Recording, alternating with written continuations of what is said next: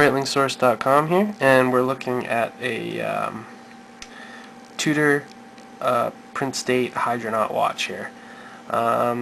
Tudor is a brand that's owned by Rolex and is made by Rolex. So Rolex it's kind of like Honda and Acura or Toyota and Lexus. The Tudor line differs from Rolex in that they don't use the 904L steel, and instead it uses the 316, like most watch brands out there, and they also don't use any of the in-house Rolex movements. This one here is the Hydronaut, which is basically Tudor's version of the sub, and this is not the Hydronaut 2, which is the new one out, which I kind of don't like because the bezel on it is kind of odd. This is a really nice watch from Tudor, but it's not really remarkable in any way. Similar in the way a lot of Rolexes are, they're not really remarkable in any way, but they do look really good and they are very high in demand. This guy goes water resistant to 200 meters and has if you can tell, it has sort of a blue dial. It looks kind of black here, but as you can see, it's also very reflective because it doesn't have any of the anti-glare coating on it. Rolex and Tudor don't seem to like using that kind of thing, though it's really useful. I'm so used to seeing the Breitling stuff where I don't get a reflection, whereas you can see the camera literally reflecting off the glass on this. It has the sapphire crystal with the date magnifier, and the bezel on this one is really hard to turn. You have to really get in there because it's sunken, as you can see here, which is kind of a nice touch on the case because it has this neat look to it, but it also makes the bezel really, really hard to turn.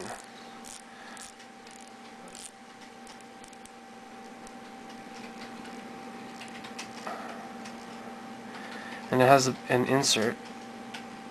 No, it's not a solid bezel. Crown is a triplock crown, I believe. If you can see, there's the first gasket there, or the O-ring.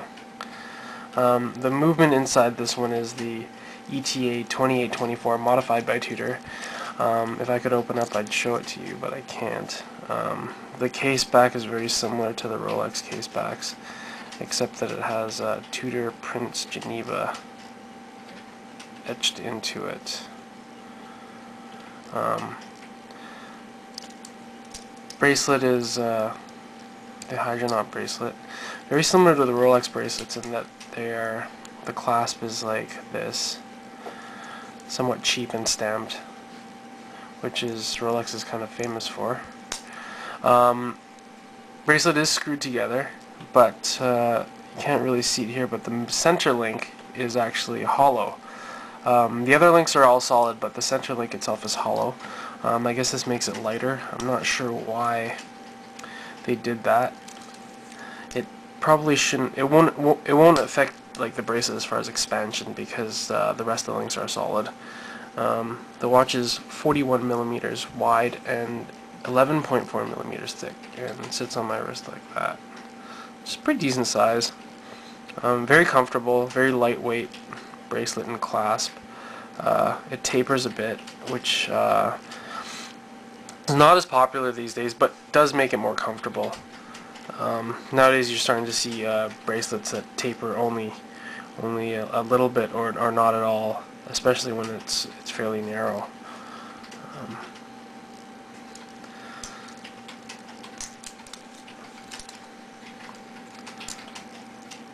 The crown is pretty nice and chunky on this one. I can't get it closed. You can see here, it has the Tudor signature on it. But as you can see again, this sort of cutting that they do on the case, which is really nice. And of course, another Rolex feature that carries on to the Tudor line is the bracelet removal. Instead of having the cuts in the end links, which are solid, you can push out the pins by poking your tool through there, and it comes out without. So that prevents you from scratching or causing any other problems. Well, it helps prevent. It doesn't mean you're not going to scratch it for sure. A lot of micro adjustments for this bracelet as well, which is really nice. So there, the Tudor Hydronaut. Hope you enjoyed the review.